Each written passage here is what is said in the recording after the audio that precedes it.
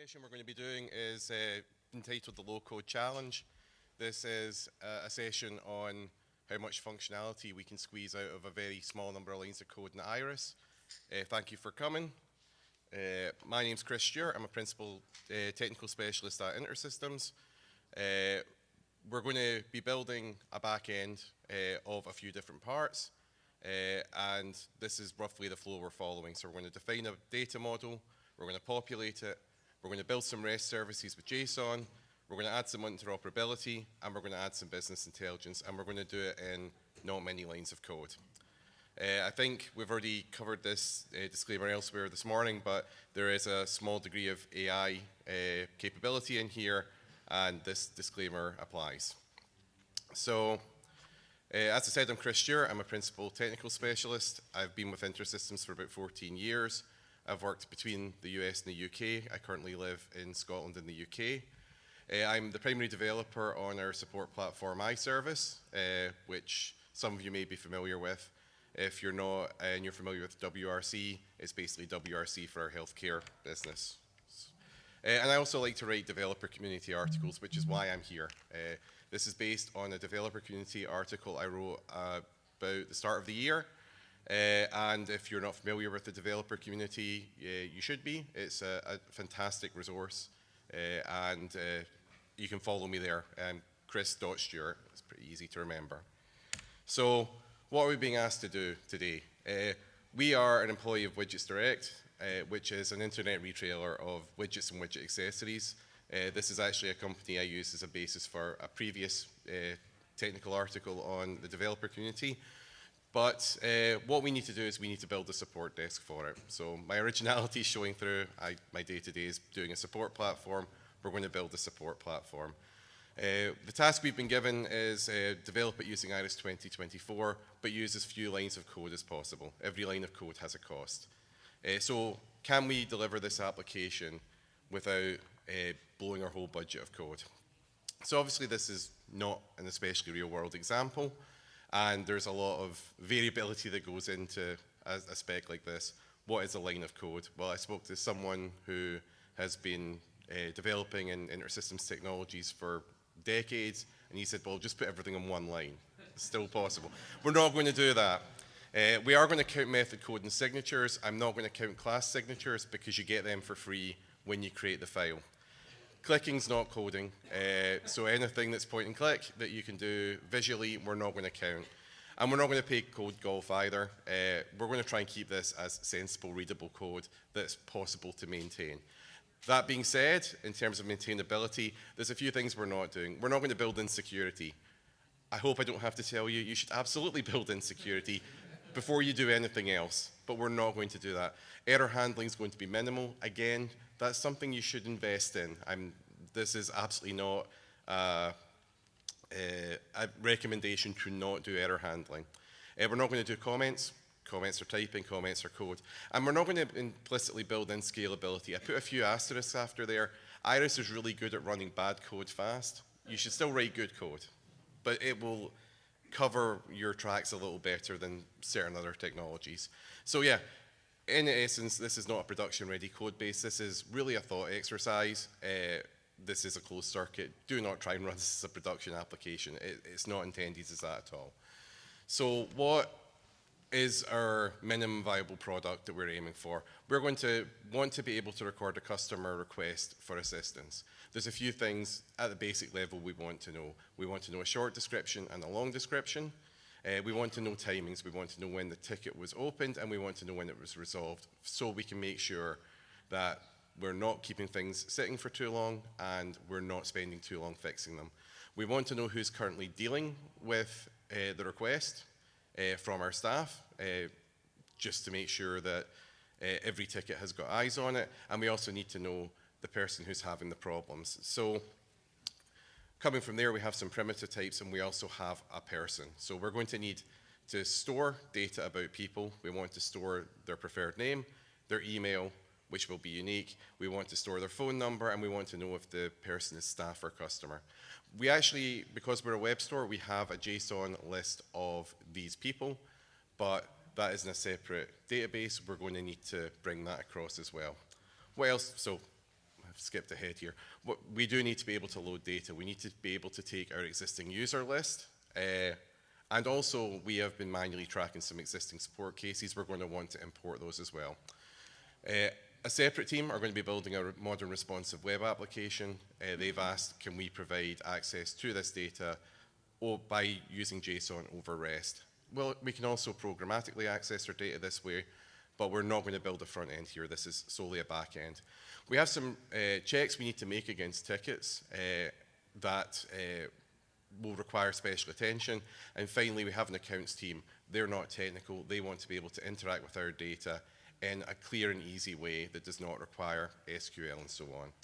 So we've got a map of things that we're going to be doing. We can see here there's sort of 5 main points. We're going to start in the database storage first. It's very difficult to build anything else until we have a data model. So anyone who's here who has read the developer community article may notice some differences. They've been put in to make the demonstration easier. No one way is better than the other. There's just certain efficiencies that we're going to bring in by doing it this way. This demonstration is using IRIS 2024. Most of these features will work in earlier versions going back basically any version of IRIS. There's one specific one which is pretty new, and I'm going to flag that up when we come to it. But if you're unsure, please consult docs.intersystems.com to find out what's in the version you're running. Even if we're missing something in the version you have, there is probably an alternate easy way to do it. And finally, some of these features may require licensing. So the first thing we need to do is define our data model. So we've got 2 classes to define. We've got our person and we've got our ticket. And I'm going to switch over to VS Code just now. And we're going to quickly define those. So bear with me while I go over 2 screens here. So very simply, we're going to define a package. This application is called Widgets Director. We're going to call it Director. And we're going to create a person class. This is basically the only typing I'm doing, so you don't need to bear with me while I stumble through this. So I'm going to bring in, so the first thing we've got is our person class. I'm going to bring over a few things.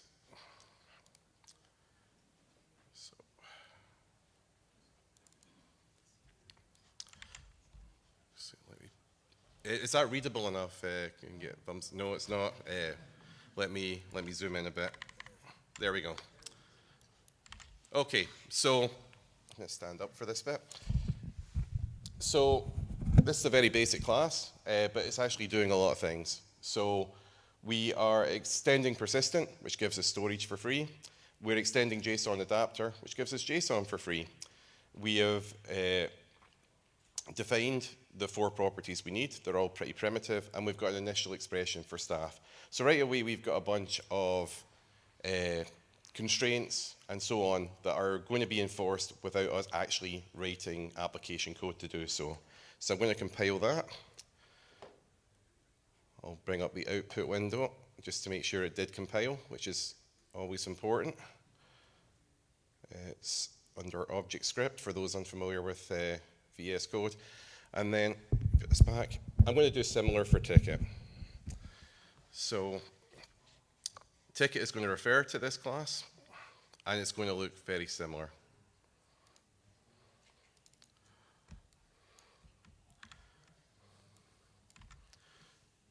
Okay. So let me just copy paste has gone slightly wrong there. Okay, so very similar. We're also going to have this as a persistent class. We're also going to export it as JSON. We have a keyword, which is a short description. We've limited that to 200 characters. We've got description, and it's limited to 4,000 characters. So when we're saving, that's going to be enforced by the data platform. We've got our advisor and contact, and those are both people, as we've defined in the other class. We've got our dates, we've got our times. Finally, we've got this computed property. This is not strictly necessary, but when we're working with JSON, it's really useful to have a row ID in here, and putting this in means that the payload has actually got the ID in it. Otherwise, all you've got is the data. So having done that, we now have our data model. We have done this pretty quickly, and I'm going to load up a terminal. If I can get my mouse across the right place. Okay. So we're now free to interact with this object and have it stored in our database fairly easily. So I'll bring this across. I'll make it readable for everyone. Let's see. Font. Okay. Hopefully that's readable enough. Yep. Okay.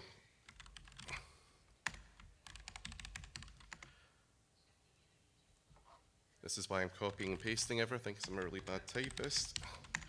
Okay, so I'm going to quickly create our first person, who's going to be the boss of our company. He comes first. So I have a few lines here that I can do in terminal.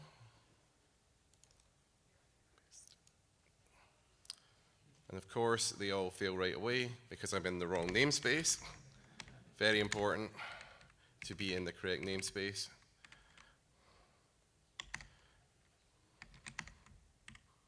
Okay, so we want to be in widgets director.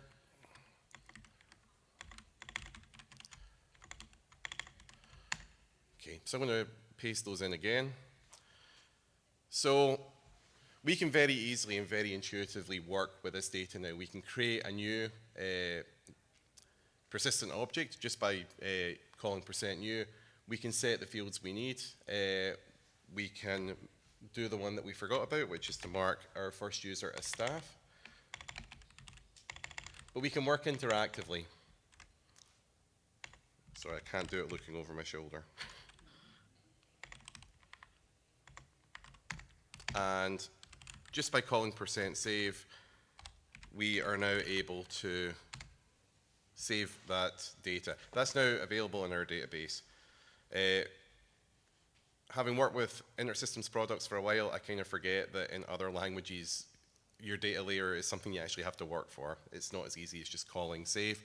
And I can call up the embedded SQL window in VS Code and just check my data straight from here.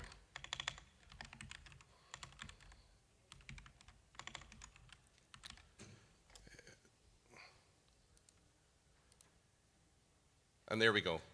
We've got our data. So very quickly, we've now got our basis of our support system. We've got the two classes we needed, and we can start populating data. So let me bring up the presentation again. So it's easy to take all this for granted, but persistence gives us a wealth of methods for free. We can just provide properties and start working with this data. We used ObjectScript, we used the terminal there. Equally, we could have inserted it with SQL. Equally, we could have gone straight into the global and inserted it as well. We can define a unique index that would automatically constrain our data. So when I call %save there, if there was already an existing email address, it would block the save. Now, you do need to put proper error handling in to handle that case, but the data platform will sort all that out for you automatically. We do have standard storage predefined. You don't really have to worry about where it is going. The data platform will handle that for you. And now we're able to manipulate these objects and save them for terminal. But being that we are not wanting to, well, first, we're up to 14 lines of code so far. We don't want to have to manually input all of our users. We've got quite a few of them. The next thing we want to do is do data ingestion. So we're going to populate our data. We have a user list. We have a JSON file on our intranet. This JSON file is ordered in the order of creation. We have a request that all the staff members are listed first. Writing ingestion methods, they usually require a bit of code. You've got to read files, you've got to parse lines, you've got to unpack the code. Is there anything we can do that makes this a bit easier? This is the thing that is certainly in IRIS 2024, and I think it might be in 2023, but it's pretty new. We have the ability to read JSON data as SQL using something called JSON table. So I'm going to bring up my VS Code again. And I'm going to go back over to this SQL window. So I'll pull it aside. So one handy thing about using VS Code, which hopefully people are using, is there's lots of plugins. One thing I can do is automatically start a web server. Just a basic local one. I have a folder here with some of our data. One of the things we've got is this widget user JSON file. And very quickly using that VS Code plugin, I've now got it available as a web endpoint. So you can see here, we've got localhost on a private port, and we've got this file. We're going to read this using SQL. Now this is kind of busy syntax, but it is incredibly useful and incredibly elegant. And let me try and scroll this out the way so we can see it. Just close this group. And that, of course, closed the wrong one. Bear with me, I'm sorry. Okay, try that again. Okay, so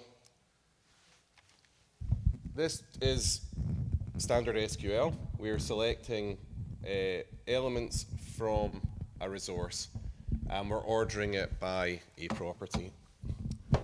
But the thing we're using to select is something called JSON table. And this is new. It will take JSON, and it is possible to project it. So we'll skip over the first line. The second line is where we given a JSON object, where are we starting our route from, and then we can define columns underneath that. This is a pretty simple structure. We are taking our content, which is the top level, and then we are projecting name, staff, email, and phone.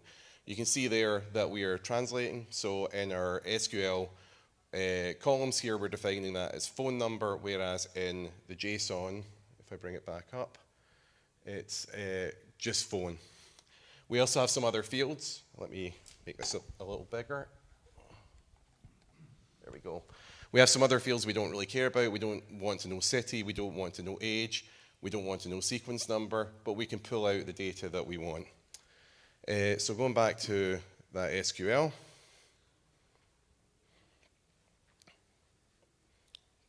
Sorry, lost my cursor again. There we go. So if I run this, so this JSON table can take JSON data from multiple sources. It can take it from your application code if you've got JSON in there. If you've got a column that has got JSON data in it, it can read that.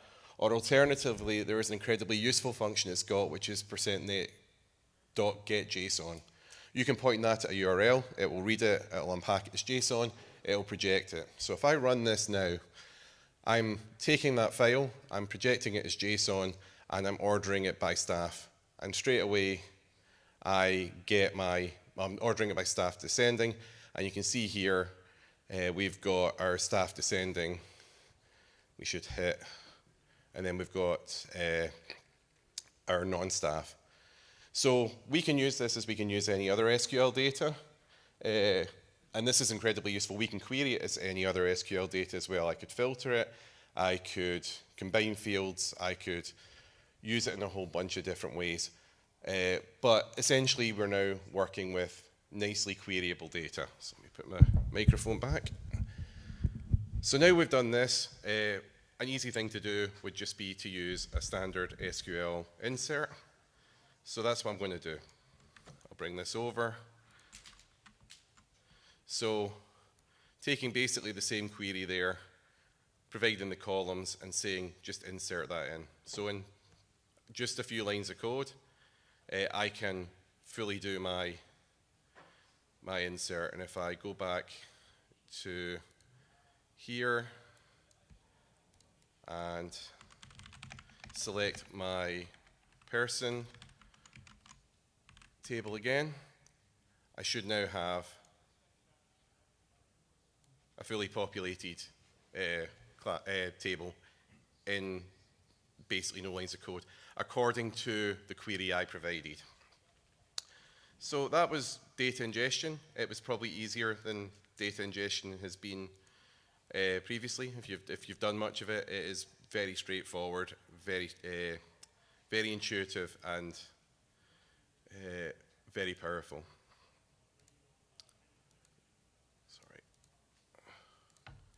Okay, so what did we just learn? JSON table allows JSON to be mapped as SQL.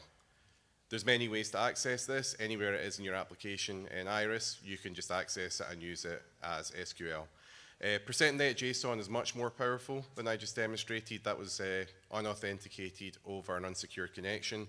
You absolutely can provide configuration that will authenticate, will implement SSL, all stuff that should absolutely be done in a real-world environment. The data can be queried as SQL. Just be careful. IRIS SQL is very fast because it has the IRIS engine under it. This is a projection of a flat file, so you've not got indexing, you've not got other things. Large data and complex queries will be maybe a little bit slower than you're used to. The other thing to mention is the JSON path I used in that example for mapping the JSON to SQL was very basic. The capabilities are much more sophisticated than that. You can go into arrays, you can pull out ranges. It's very, very rich, very, very powerful. This is just a very surface level demonstration. Load data was what we did in the developer community article. It's equally as valid for those unfamiliar with load data. It enables you to take a CSV file, for example, and access it as SQL. So where are we at now in the scoreboard? I'm cheating a little bit in how I define an SQL, but it was a select from where. I'm counting that as 3 lines. So far we've got our data. We've got 14 lines of class definition code. We've got 3 lines of SQL, and we now have a populated data model for our user base. So what are we going to go for next? We're going to build our API, and this is going to be the most copy and pasty part of this, so you're going to have to bear with me for this. REST services are very, very easy to do in IRIS. They are just kind of very straightforward to implement and start getting to your data without having to do lots of setup.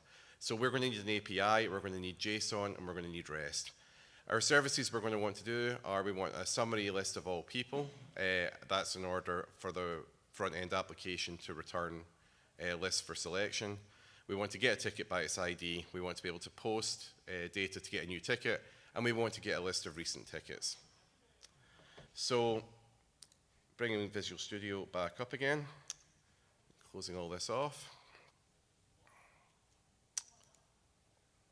That's the wrong button. Okay. So we're going to need a REST class. So unlike a traditional CSP application, the REST classes use a class-based approach instead. So I'm going to create a package called REST, and I'm going to put, why is this doing this? Try that again. Because I put REST dot, that's why. Okay, so I'm going to create a class called REST.dispatch. So all REST services go through this dispatch class, and I'll paste in and discuss exactly what's in there. Okay, so going through this in order. This can seem a bit much at first, but it is actually, it's pretty straightforward and simple. So the first thing we need to do is inherit from csp.rest. That enables all of the processing of our URL map. The URL map is how REST works. So it's going to map URL segments or URL formats onto method calls along with the verb. So we've got get, put, post, delete, and so on. So we've got 4 methods here we want to expose. If we pass a get to ticket, then we're going to get the recent tickets. If we pass on to ticket followed by something, we're going to get a ticket by that ID. The colon in front of ID means that's going to be passed as a parameter. We've got add ticket, so we're calling the same URL as get recent tickets, but we're using a different verb, and that's going to allow the application of a payload for us to process. And finally, we've got our get for get user list, and we're passing in a parameter of staff or non-staff there as a Boolean. So the first thing we're going to do is get ticket by ID. As I mentioned, having the parameter preceded by a colon means that that's going to be passed in, the value from that position. We're passing in an integer. And this is very basic.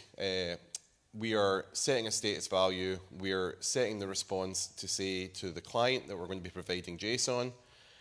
We are going to open the ticket according to the ticket number we were passed in. If that's an object, and that's as much error handling as you're going to get in this application, we're going to call %JSON export. We get that for free from JSON adapter. That's going to take that object. It's going to supply formatted JSON for us. Otherwise, we're going to write out a JSON that says, sorry, record not found. We're going to pass back our status code, and as you'll see at the top, the status code was okay. Please do not do this. Deny by default. Security is very important. Get recent tickets is quite similar, though we're dealing with multiples here. And we're using some of the more advanced SQL features here. So again, we're setting up our status object, we're setting the content type, and then we're declaring a cursor, and we're passing back a JSON object from SQL. What this allows you to do is almost the reverse of the previous section. We can take our SQL and we can bring that back as JSON from the query. So we're mapping the ID as ticket ID, keyword is keyword, open date is open date.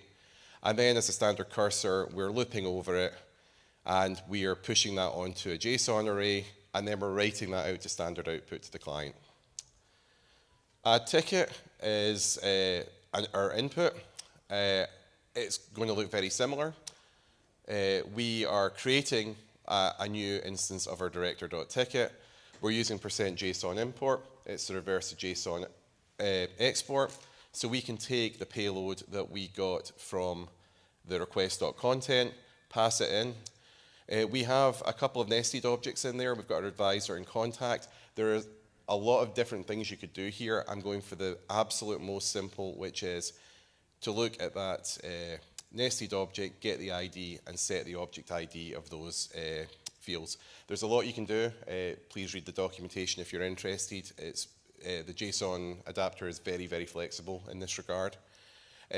Finally, I'm setting an open date. I'm just using the system timers to set the open date because the open date is right now, and then we're saving. If we get a success from that, we're going to export, JSON export, back to standard output, the representation, so the client gets to see the full object they've got. Ignore the commented out code. We're going to come back to that in a later section. And then finally, if that save failed for whatever reason, we're going to output an error message. Finally, we've got the get user list. This is very, very similar to the get recent tickets. It's a SQL cursor using JSON object, though in this case we are passing in a parameter from the URL. Apart from that, it's essentially the same. So we have our JSON class, and now to start using it, we need to go into our management portal and create an application that will map to that class. Okay. So let me just get management portal up. Okay. So under security and applications, we're going to create a web application.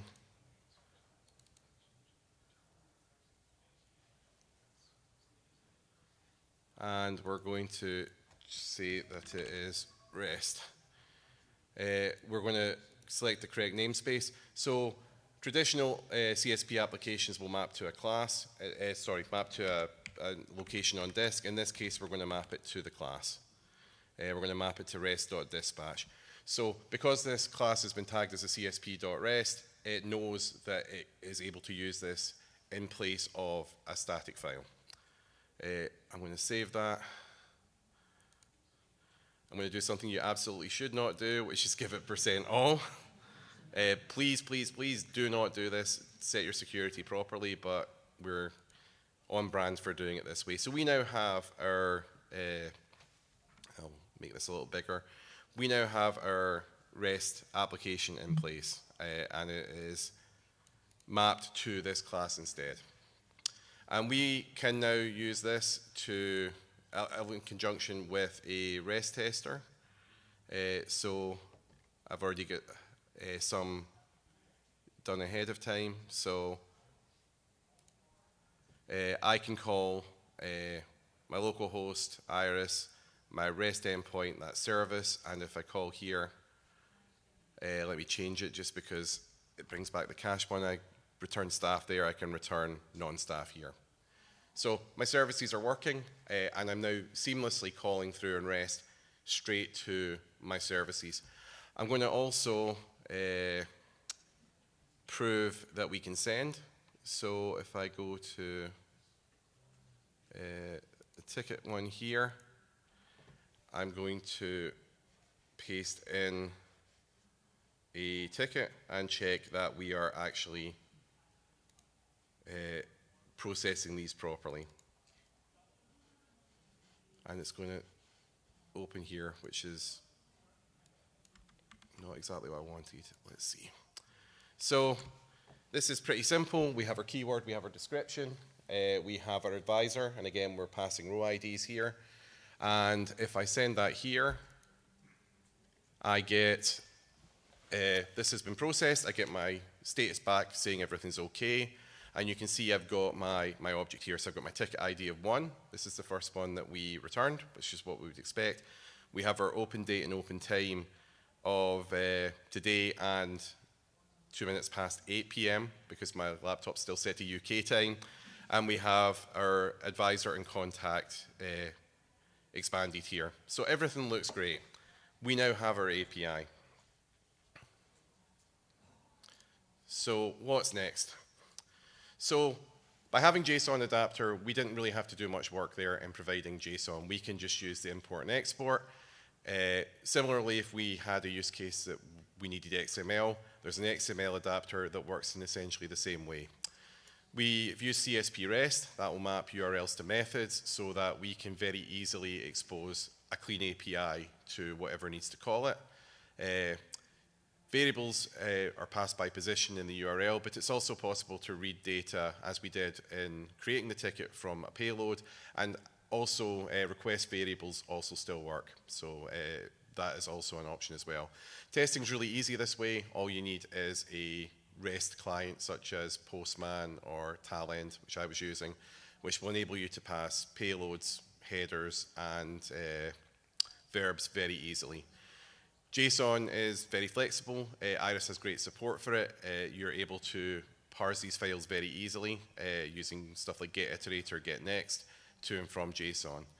Again, I need to say, this example had no security. When you're creating these sort of services, absolutely start with security first. Don't add it after. Deny everything by default. So where are we up to? So that was probably our biggest addition of code. We have got a blank slide there, let me just check that. So we have got a few more lines of class definition code. We're up to 22. We've got one SQL update import script, and we have got 52 lines of application code. So we've now got a data model with it, data imported, with an API in less than 100 lines of code. What's next? I mentioned we have a regulation. We need to handle tickets that come from our French customers differently. They must go to the boss, who is user number 1 by default. How can we easily trigger a language check and automatically update the ticket? So for all new tickets, we're going to have to assess if the description is French. Luckily, we have a Python module that can do this, and IRIS can support Python. And if so, we're going to assign the advisor to ID number 1. So this seems like it might be kind of complex, and it is. But there's a nice, easy way to deal with this using IRIS, and that's using interoperability. So One of my big regrets, I've been with the company a long time, I only started using interoperability fairly recently. If you've not used interoperability, do. It makes your life so much easier, even for things that are not necessarily messaging. So I'm going to just start importing a lot of stuff. So interoperability works on messages. We're going to have a messages package. We are going to have, I'm going to have to do this very quickly, an advisor update package. So once we have determined if a record needs to be updated, we're going to need to trigger that. We're going to have a language request. So we're going to have text. We want to decode it. We need to get the answer back. So we're also going to need a response. And that's us good. So I'm going to copy in payloads for these. So these are very simple. These are essentially persistent objects, though we subclass from a different superclass in this case. So end.request automatically saves these to the database, but it also tells interoperability that this is a request we're going to make of an operation. So for our advisor update, we're going to pass in a ticket ID and an advisor ID, and it's going to do that for us. We are going to, for our language request, this is going to look very similar. We are going to pass in a sample of text with a maximum of 3,000 characters and a ticket ID. And finally, for the response,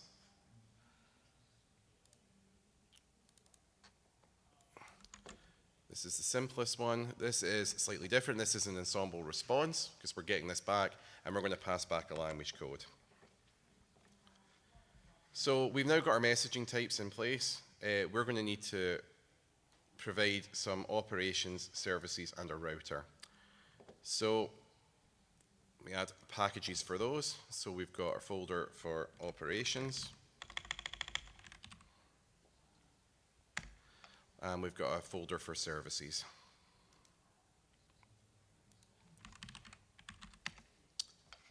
That I'm going to spell correctly.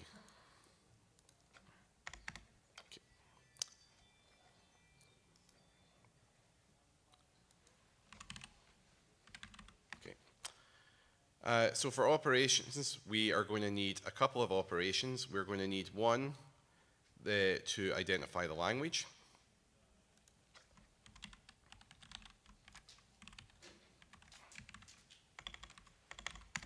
And we're going to need one to set the advisor.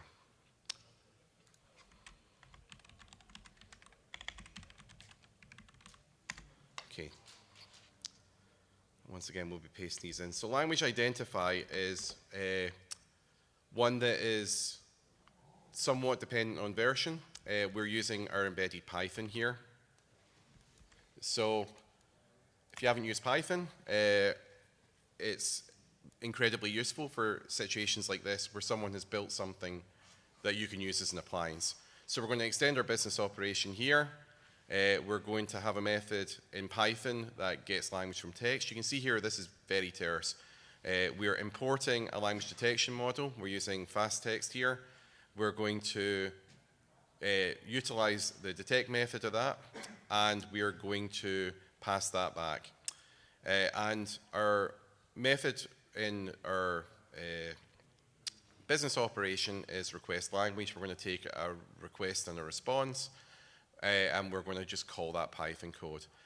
We have a message map here that if we've got multiple methods as part of our production, it's going to tell us, based on this message type, here's where to route it.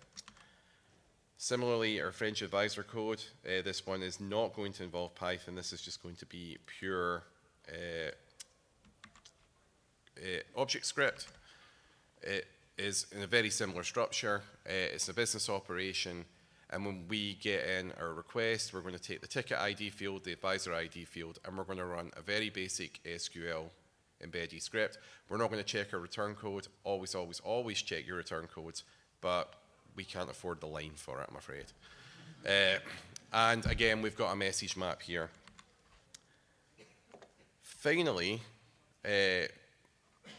we've got a need for a service, and a service is what we use to trigger all this. This is my favorite part of this in terms of our line target, because you actually don't need any lines here, you just need a service. So I'm going to bring across our service called input.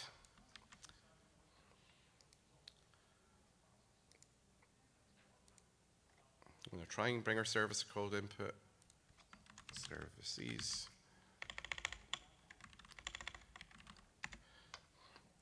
So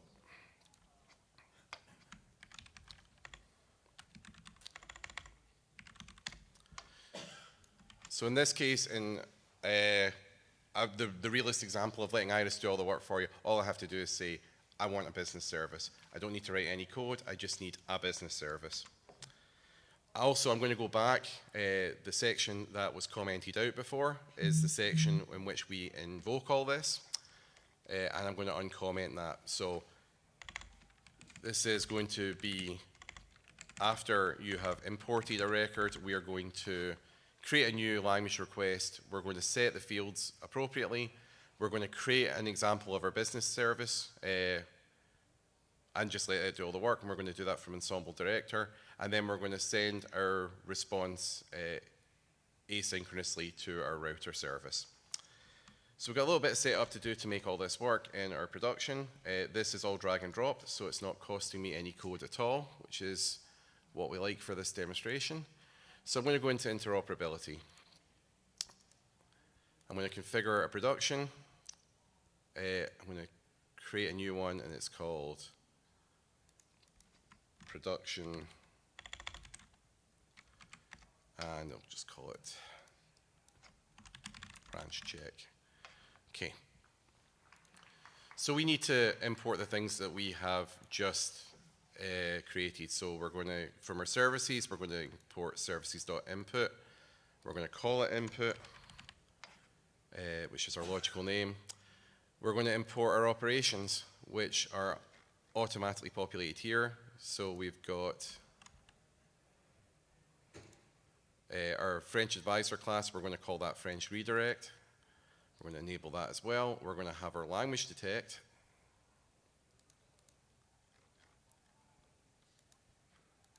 And we're going to call that lang identify. And finally, we're going to put a process in the middle. And the process is where all this comes together. So we've got our building blocks of being able to identify a language, redirect. How do we tie all this together? I have pre-created this. We're going to go into it in a minute. Are we out? Sorry, we're out of time? 2 minutes. Okay. Yeah, I'm going to wrap up then. So I'm going to start all this. I'm going to take a quick look at this router, because this is where all the magic happens. So this is a visual process. It's very straightforward. We call out to get our language using our language request. We get the response back. We evaluate that. If the language code is French, then we divert over to here, and we set our advisor. So we send a message of advisor update. We pass in the ticket ID from our messages that have gone so far, and we've hard-coded in an advisor ID. So you're able to transform and use this data on the fly and adapt the workflow to your needs. So I'm going to process that. So this should all work now, and if I had more time, I would point out that you can enable testing here and apply, and it is possible to test each one of these blocks in isolation. But what I'm going to do instead is bring all this together. I'm going to pass in a new ticket. It's going to have French language in it. And if everything is working okay, this should automatically be redirected to advisor 1 when it is loaded again. Okay, so paste this in. So by default, this came back and had advisor Jim Norman, who would be advisor 29. However, if I now request ticket 2, for some reason it didn't work because it's a demo. I think I probably just didn't compile.